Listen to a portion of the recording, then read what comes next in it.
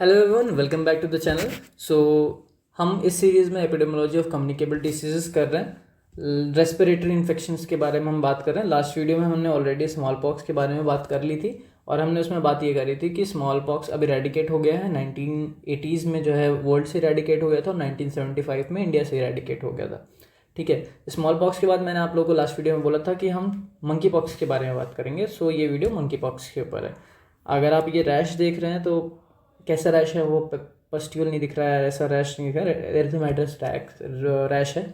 Monkey pox के बारे में बात करते हैं। मैंने बताया भी था आपको कि स्मॉल पॉक्स और चिकन पॉक्स के बीच का कुछ है मंकी पॉक्स। तो मैंने जब आपको बताया था कि आफ्टर जब स्मॉल पॉक्स कम्प्लीटली इरेडिकेट हो गया था 1980s में, उसके बाद सारे के सारे WHO और सारे के सारे गवर्नमेंट्स ने वैक्सीनेशन प्रोग्राम्स को शट डाउन कर दिया था। तो जब इरेडिकेशन हो गया स्मॉल पॉक्स का, उसके बाद जब स्मॉल पॉक्स की वैक्सीनेशन कम होने लगी तो मंकी पॉक्स इमर्ज करके आया। डिसीजेज आती रहती हैं, जब कुछ नया पुराना होता है तो नई चीज़ें आती रहती हैं। अब स्मॉल पॉक्स चला गया तो मंकी पॉक्स आया। मंकी पॉक्स की एक खास बात है, ठीक है, ये जो है एक स्पेसिफिक रीजन में ही था। ठीक है, ये एक स्पेसिफिक रीजन में ही था, मतलब पूरे वर्ल्ड में फैला नहीं था। अब मंकी पॉक्स जो है स्मॉल पॉक्स के बाद एक नया विलन आया अपने पास। ये जो है ऑर्थोपॉक्स वायरस के फैमिली का इम्पॉर्टेंट पब्लिक हेल्थ डिस्ट्रेस इसने भी उस समय पे किया था। Monkey pox is a viral zoonosis, viral है। ठीक है, जूनोसिस है कि मतलब जो अपनी लाइफ साइकिल में एनिमल को इन्वॉल्व करे, और जूनोसिस मतलब जो ह्यूमन टू एनिमल आया या फिर एनिमल टू ह्यूमन आया, उसको जूनोसिस बोलते हैं। Virus transmitted to humans from animals. तो जूनोसिस, जू मतलब एनिमल्स से आया हुआ वायरस है जो कि ह्यूमंस में आ गया। मॉडिफिकेशन होते रहते हैं, आ गया मंकी पॉक्स इसलिए बोल दिया। बट इसका मंकी पॉक्स मंकी से नहीं आया, ये अलग चीज़ है। ठीक है, सिम्टम्स जो है इसके सेम थे, सिमिलर टू ये स्मॉल पॉक्स के। तो लोगों को फट रही थी, लोगों की फट दी कि भाई स्मॉल पॉक्स वापस आ गया, लेकिन बाद में पता चला कि नहीं, ये कुछ और ही है। क्लिनिकली जो है लेस सीवियर होता है, स्मॉल पॉक्स ज़्यादा सीवियर होता था। ठीक है, और ये बताया ना मैंने, एक जगह पे होता है, सेंट्रल एंड वेस्ट अफ्रीका, केवल एक ही रीजन में होता है, पूरे वर्ल्ड में नहीं होता है। ठीक है, प्रॉब्लम स्टेटमेंट की अगर हम बात करें, प्रॉब्लम स्टेट मतलब मेन प्रॉब्लम दिक्कत कहाँ थी, किन को थी, ये सेंट्रल और वेस्ट अफ्रीका में ही दिक्कत थी। ठीक है, रेस्ट ऑफ द वर्ल्ड में थी बट उतनी नहीं थी, थोड़ी बहुत चले गए तो ऐसा। अब अफ्रीका में ही था मेन। अब वहाँ से कभी कभी जो है आउटब्रेक हो जाता था, तो इसके 2-3 आउटब्रेक हुए। पहला आउटब्रेक था 2003 में, जो कि अफ्रीका से यूएसए में हुआ। ठीक है, आउटसाइड ऑफ अफ्रीका पहली बार डिसीज़ गई कब, 2003 में यूएसए में हुआ। और इसके 2 जेनेटिक ग्रुप पाए जाते हैं, एक वेस्ट अफ्रीका में होता है, एक सेंट्रल अफ्रीका में होता है। ठीक है, देखो ये वेस्ट अफ्रीका, ये सेंट्रल अफ्रीका है, और ये इसको लाइन डिवाइडिंग एक मैंने ऐसा बना रखा है। ठीक है, अब हम बात करते हैं। 2 जेनेटिक ग्रुप होते हैं, एक वेस्ट अफ्रीका में पाया जाता है, एक सेंट्रल अफ्रीका में पाया जाता है। जो सेंट्रल अफ्रीका में पाया जाता है उसको हम कॉन्गो बेसिन भी बोलते हैं, सेंट्रल अफ्रीका को कॉन्गो बेसिन बोलते हैं, कॉन्गो बेसिन वाला वेरिएंट। और ये वाला ज़्यादा सीरियस होता है। ठीक है, तो अभी तक देखो बकवास ही चल रही है। ठीक है, अभी तक केवल बकवास चल रही है। बस हम अपने को इतना याद रखना, मंकी पॉक्स स्मॉल पॉक्स के बाद आया। स्मॉल पॉक्स के वैक्सीनेशन जब बंद हुई, उसके बाद एक नई डिसीज़ इमर्ज होकर आई, जो कि एक सेंट्रल अफ्रीका वाले रीजन में ही थी, सारी जगह नहीं थी, सब जगह नहीं फैली हुई थी। और ये सिमिलर एकदम सिम्टम, इसके सारे सिम्टम्स कैसे थे, स्मॉल पॉक्स की तरह थे। सबको लगा कि स्मॉल पॉक्स है, लेकिन स्मॉल पॉक्स नहीं है, ये मंकी पॉक्स इसके नाम से ही पता चल रहा है, जूनोसिस है। एनिमल से ह्यूमन में ऑर्थोपॉक्स वायरस ट्रांसफर हो गया, इसकी वजह से बीमारी हो गई। लेस सीवियर था, इतना कोई मरता वरता नहीं था। और 2 जेनेटिक वेरिएंट होते हैं वही अफ्रीका में ही, एक सेंट्रल अफ्रीका, एक वेस्ट अफ्रीका। सेंट्रल अफ्रीका वाला मेन मतलब मोर सीवियर, सेंट्रल अफ्रीका वाला को कॉन्गो बेसिन वाला वेरिएंट बोलते हैं और मोर सीवियर होता है। इतनी ही काम की बात थी। ठीक है, अब जियोग्राफिक डिवीजन की बात करें, ये बीच में जो मैंने येलो बना रखा ना इधर, ये देखो, ये येलो सा एक कंट्री बना रखी, कैमरून कंट्री। यहाँ पे भैया दोनों फॉर्म पाई जाती है। बकवास, ज़रूरत ही नहीं है, तो मैंने ऐसे अच्छा लग रहा था तो लिख दिया। एपिडेमियोलॉजी की बात कर लेते हैं। एपिडेमियोलॉजी की मैंने अब हर वीडियो में देखो ऐसी बात करेंगे। एपिडेमियोलॉजी मतलब एजेंट, होस्ट एंड इन्वायरमेंट, उसके बारे में हम बात करते हैं। ऐसे ही सिस्टमेटिक वे में पढ़ेंगे ताकि आंसर राइटिंग में भी काम आए।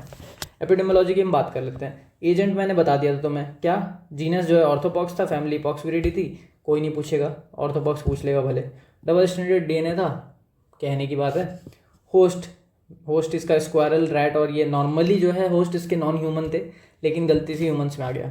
ठीक है, ट्रांसमिशन की बात करें, एनिमल टू ह्यूमन और ह्यूमन टू ह्यूमन। एनिमल से ह्यूमन आया तो जूनोटिक ट्रांसमिशन, पहली बार जब आया होगा तो एनिमल से ह्यूमन आया, पहली बार तो आया होगा। उसके जब एक बार इंसान में आ गया तो इंसान से इंसान ट्रांसमिशन होता है। एनिमल टू ह्यूमन अगर हम बात करें तो एनिमल का कोई भी बॉडी फ्लूइड अगर mucus layer, body fluid secretion कुछ भी टच हो गया, या फिर टच टू टच आ गया, या फिर कुछ गलत काम कर लिया है लोगों ने जानवरों के साथ, तो वो सब सारी चीज़ें तो आ गया मान लो उधर से, या फिर ह्यूमन टू ह्यूमन आपस में लोगों ने गलत काम कर लिया, रेस्पिरेटरी सिक्रीशन, स्किन लीजन, ये सब, तो ये सारी की सारी चीज़ों से फैलता है। ट्रांसमिशन मदर से भी आता है, प्लेसेंटा से भी ट्रांसमिट होता है, ठीक है। मदर से अपने बच्चे को पेट में ही ट्रांसफ़र होता है मंकी पॉक्स। इंक्यूबेशन पीरियड की बात करते हैं। इंक्यूबेशन पीरियड मतलब किसी आदमी के अंदर वायरस आने के बाद कितने दिन तक वो बीमार या फिर सिम्टम्स शो नहीं किया, वो वाला पीरियड इंक्यूबेशन पीरियड। वो इंक्यूबेशन पीरियड 6 to 13 डेज़ का था। इंक्यूबेशन पीरियड हम किसी और वीडियो में डिस्कस करेंगे, बस पता है तो पता है, ठीक है, अच्छी बात है। क्लिनिकल फीचर्स की हम बात करें, मैंने क्या बताया, क्लिनिकल फीचर्स सेम होते हैं स्मॉल पॉक्स की तरह। सेल्फ लिमिटिंग डिसीज़ होती है, सिम्टम्स जो है 2 से 4 वीक तक होते हैं, उसके बाद अपने आप चले जाते हैं, ठीक है। चिल्ड्रंस होता है, और पीपल जो 40 साल से कम के हैं उनको होता है। दिमाग लगाओ, 1980 पे तो स्मॉल पॉक्स इरेडिकेट हुआ, ठीक है। तो 1980 के पहले वाले लोग स्मॉल पॉक्स से वैक्सीनेटेड थे, तो जो स्मॉल पॉक्स से वैक्सीनेटेड थे उनको मंकी पॉक्स होता नहीं था, क्योंकि सिमिलर सा डिसीज़ है। तो 1980 के बाद जो लोग पैदा हुए, मान लो 1981 में जो पैदा हुआ, वो अभी कितने साल का होगा, 40 से 50 साल। तो 40 से 50 साल तक ही के लोग जो अभी तक जिंदा हैं, वो जो 40 से 50 वाले साल के लोग हैं, वो वैक्सीनेटेड ही नहीं हुए कभी स्मॉल पॉक्स से, तो उनको ही मंकी पॉक्स होता है। तो बच्चे या फिर 40 साल तक जिनकी एज है उनको ही होता है, बुढ़ों को नहीं होता। सोचो, बुढ़े क्योंकि वैक्सीनेटेड है, जो 1980 के पहले के पैदा हुए हैं उनको होगा ही नहीं, क्योंकि वो वैक्सीनेटेड है। इन्फेक्शन 2 फेज में होती है, इन्वेजिव पीरियड और स्किन इरप्शन। इन्वेजिव मतलब जो वायरस अंदर घुसेगा, स्टार्टिंग के 2-4 दिन 5 दिन जो लगता है वायरस घुसता है, फीवर कॉज करता है, लिम्फेडिनोपैथी कॉज कर सकता है, ठीक है।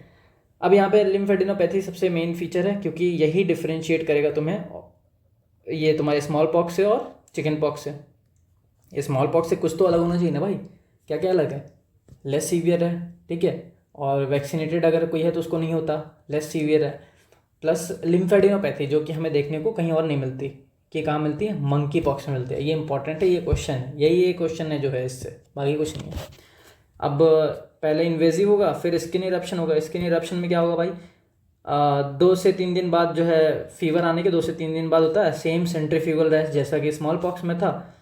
फेस को 95% ऑफ केसेस में फेस ज़्यादा इफेक्टेड होता है, ठीक है। उसके बाद ये दूसरा क्वेश्चन मिल गया, क्या, palms of hand and soles of feet are involve. मतलब यहाँ इस तक पे भी क्या हो जाता है तुम्हें, इस तक पे भी रैश आ जाते हैं। ये बहुत हार्ड सरफेस होता है स्किन का, बट यहाँ पे भी रैश आ जाते हैं। अब ये किससे डिफ्रेंशिएट हो रहा है, ये तुम्हारा चिकन पॉक्स से डिफ्रेंशिएट हो रहा है, चिकन पॉक्स में नहीं होता है।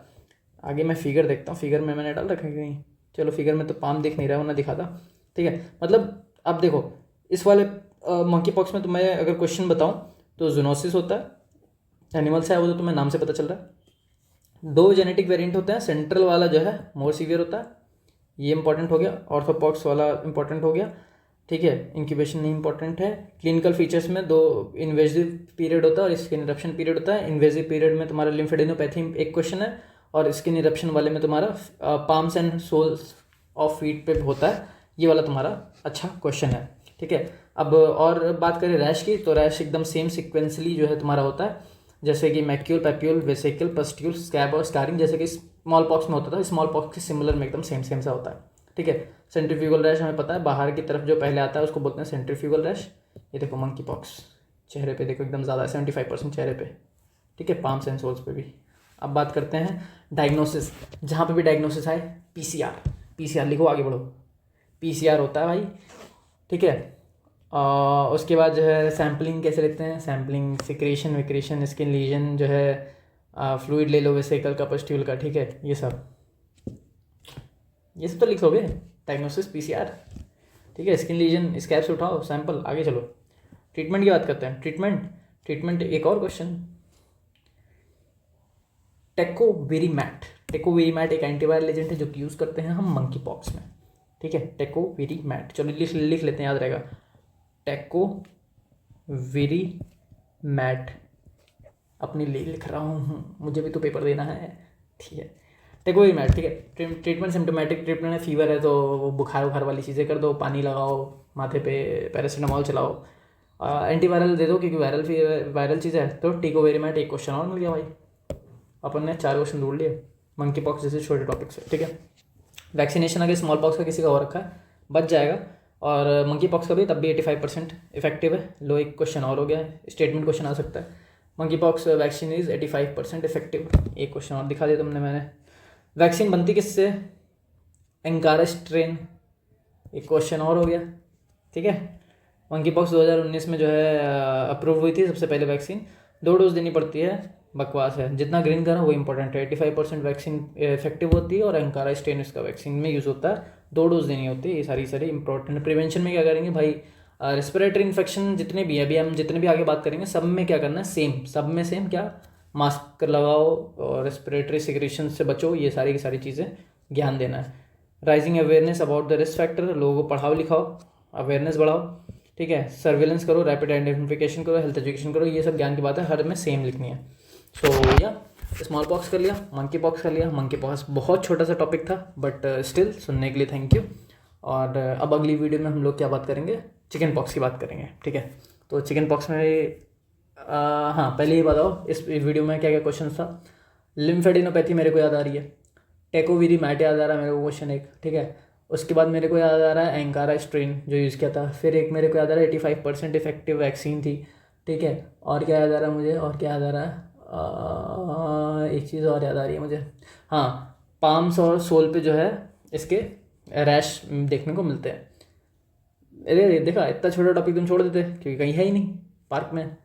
तो तुम्हारे क्वेश्चन 6-7 मैंने बता दिए, ठीक है, आप कर लोगे सही, बहुत बढ़िया। चलो अभी नेक्स्ट वीडियो में बात करेंगे चिकन पॉक्स की, तब तक के लिए मौज मारो। Thank you for watching, bye bye.